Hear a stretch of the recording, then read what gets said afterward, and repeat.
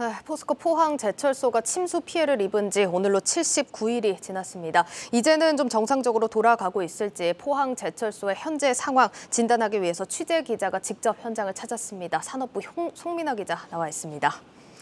송 기자, 일단 뭐 직접 방문해서 또 살펴보고 오셨다고 하는데 분위기는 좀 어떤가요? 마침 또 내려가는 날이 어제였는데 이렇게 내려가는 길에 이렇게 비가 또 이렇게 내리더라고요. 하필 또 비가. 네, 하필 비가 왔습니다. 근데 많은 비는 아니었지만 이 현장에서 좀 만난 이런 포항 직원들은 이 작은 비에도 조금 신경이 곤두선다. 뭐 이런 좀 신경을 밝히기도 했습니다.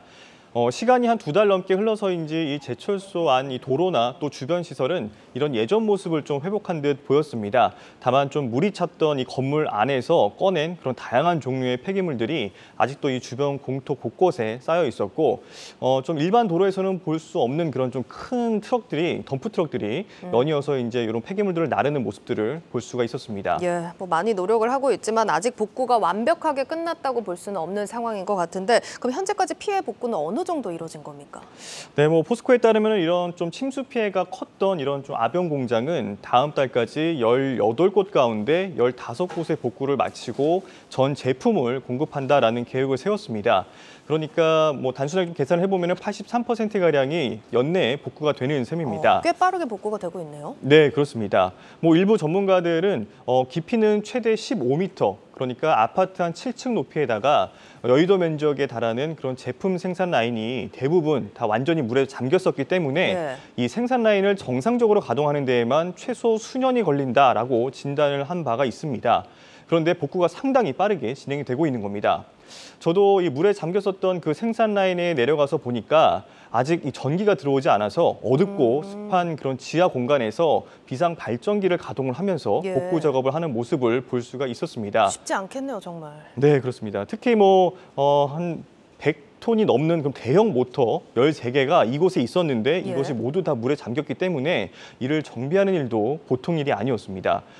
철을 압축을 해서 얇게 펴는데 핵심이 되는 장비가 바로 이 모터들인데 일반적으로 이 제조사에서 이제 제조사에 이 모터를 보내서 AS를 거치고 그 수리 과정을 다 거치고 나면은 돌아오는 그런 과정을 거쳐야 되는데 그렇게 하면은 최소한 수년 동안 이 가동을 못하는 상황이 발생할 수도 있다라고 했습니다. 근데 지금 과정 들어보면 꽤 빠르게 복구가 되고 있는 것 같은데요? 네, 그렇습니다. 그런데 이제 이런 과정들을 보내고 다시 받는 과정보다는 실제 이 안에서 생활하고 있는 명장께서 이 자체 프로그램을 가동을 해서 그 모터를 자체적으로 한번 복구를 해보겠다. 괜히 이런 명장이 아니네요. 그렇죠. 그래서 이제 포부를 밝힌 겁니다. 그러면서 대략 뭐 한 보내면은 이제 이 분리 작업까지 다 해야 되는데 안에서 분리 작업하고 다 말리고 다시 조립하는 과정까지 모든 과정을 다 거치게 된 겁니다. 네. 자, 그러면서 뭐 한 110km에 걸치는 그런 또 굉장히 긴 케이블까지도 이 침수가 된 상황이었습니다. 그렇기 때문에 이 침수된 케이블은 다시 사용할 수 없다라는 그런 좀 단점이 있어요. 그래서 모두 철거를 하고 또 재설치를 해야 하는 상당히 좀 까다로운 그런 과정을 거쳐야 하는데 이 포스코 ICT의 지원을 받아서 반년 이상 걸릴 그런 작업들이 석 달 안에 좀 마무리되는 것으로 좀 전망을 하고 있습니다. 예, 정말 다행입니다. 포스코 임직원 계열사 할 것 없이 정말 이 복구에 사활을 걸고 있는 모습인데 이번 복구에 투입된 인력도 정말 어마어마했다면서요? 네, 그렇습니다. 뭐 전사적인 노력에다가 또 민관군의 또 대외적인 지원까지 더해지면서 봉사단체 어떤 지원까지 더해지면서 복구 작업은 더 빠르게 이루어졌고요. 현재까지 이 복구에 참여한 인력은 100만 명에 달하는데요. 하루 평균 15,000명가량이 투입된 셈입니다. 이 복구 작업은 이 선택과 집중 방식으로 이루어지고 있습니다. 가장 피해가 컸던 이 아변 공장에서는 전기차 모터에 주로 활용이 되는 전기 강판 물량이 대부분 생산이 되고 있었어요. 그래서 좀 물량의 차질이 생길 수도 있고 이런 부분을 좀 감안해서 연관 산업에 어떤 도미노 타격을 입힐 수 있는 상황이 있었기 때문에 가장 먼저 복구에 나섰고요. 현재는 또 재가동을 잘 하고 있습니다. 또 부족한 물량은 이 광양제철소에서 확보를 하면서 물량 공급에는 차질이 없는 것으로 이제 전해지고 있습니다. 알겠습니다. 많은 분들이 정말 복구에 참여를 해주고 있는 그런 상황인 것 같습니다.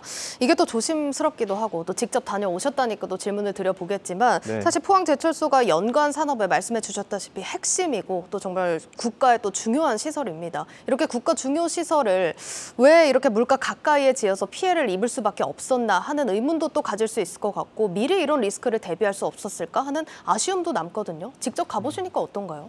저도 그 앵커님하고 똑같은 그런 생각들을 가지고 있었고 예. 현장에 가서 이 부분도 한번 확인을 해봐야겠다라는 예. 생각이 있었어요. 그래서 냉천을 직접 한번 찾아가봤어요. 근데 예. 냉천이 어딘지 저도 이제 좀 궁금해서 봤는데 이게 뭐 보통 이제 얕은 물이 좀 흐르는 그런 뭐 이렇게 좀 좁은 그런 하천이다라고 정도만 생각을 했었는데 실제 가보니까 지금 영상에 보시는 것처럼 굉장히 넓은 그런 예. 좀 물길이었습니다.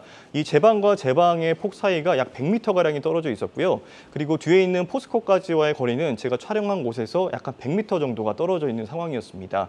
그리고 이 높이 자체도 4m에 이르기 때문에 상당히 높이와 이 제방폭이 굉장히 큰 그런 하천이다, 물길이다라고 볼 수가 있고요. 예. 그리고 평소에는 지금 저게 비가 왔기 때문에 물길이 좀 얕게 흐르고 있지만 평소에는 물이 거의 흐르지 않는 건천이라고 합니다. 그렇기 때문에 이곳에서 이렇게 비가 갑자기 많이 와서 태풍으로 인해서 어쨌든 그랬지만 이렇게 범람을 해서 이렇게 왔을 거라는 그런 상상들은 잘 안 되는 그런 상황이긴 예. 합니다. 네, 당시 좀 상황을 지켜봤던 그런 한 관계자는 마치 거대한 댐이 만들어지는 것 같았다라고 하면서 건너편 제방보다 좀 상대적으로 이 지대가 좀 낮았었던 그런 이 이연 공장 쪽으로 모든 물이 다 향했다라고 밝히기도 했습니다.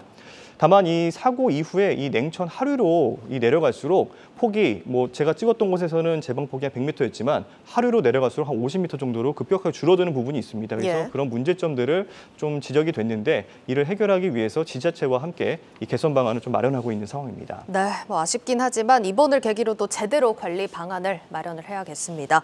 이렇게 복구 상황 쭉 들어보고 있는데 지금처럼만 진행이 된다면 지금 포스코 철강산업 생태계를 복원하는 데는 아무 문제가 없다고 봐도 될까요? 어떻습니까?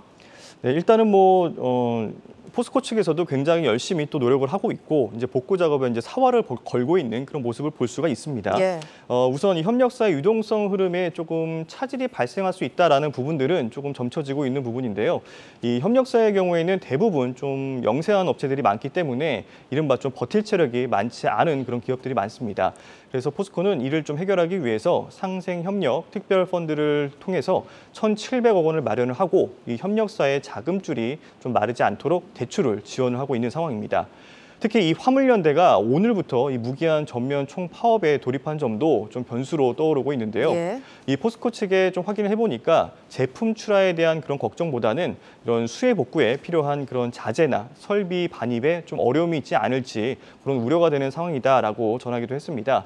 그래서 이와 관련해서는 포스코는 수혜 복구를 위한 이런 설비와 자재 반입 이런 부분들이 좀 복구 과정에서 발생한 또 폐기물들을 반출하는 과정들 뭐 이런 것들의 목적을 두고 있는 이런 화물 차량의 입출고는 좀 가능할 수 있도록 화물연대와 협의를 하고 있다라고 예. 밝혔고요. 다만 아직까지는 좀 어떤 결론이 난 게 없기 때문에 앞으로는 조금 더 어떻게 진행이 될지는 지켜봐야 되는 상황입니다. 예, 잘 들었습니다. 산업부 송민아 기자였습니다.